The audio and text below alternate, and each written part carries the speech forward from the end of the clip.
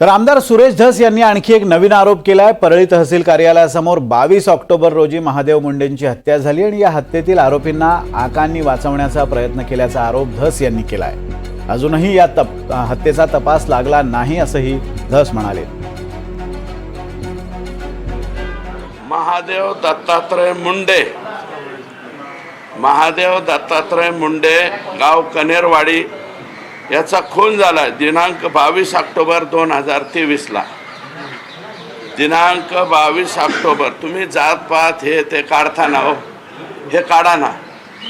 22 October 2023 ला ह्याचा खून झालाय। परळी वैद्यनाथच्या तहसीलच्या समोर खून झाला आणि प्रेत सापडलं त्याचं। अद्यापपर्यंत पहिले तिथं परळी पोलीस स्टेशनला सानप नावाचे पोलीस PI होते, त्यांनी याचा छडा लावला, याच्यातले आरोपी डिटेक्ट केले, परंतु आका आणि आणखी कोणीतरी सांगितलं हे आरोपीच अटक करायचे नाही। यांच्याऐवजी कोण आरोपी अटक करायचे?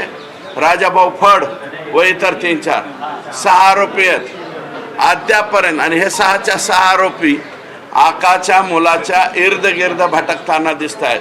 23 ऑक्टोबर किती 22 ऑक्टोबर ना 22 ऑक्टोबर ते आतापर्यंत या खुनाचा तपास लागलेला नाही। किती वाईट आहे। आणि आरोपी पूर्ण परळीत हिंडतात। या परळीमध्ये आणखी काय काय हवंय तुम्हाला?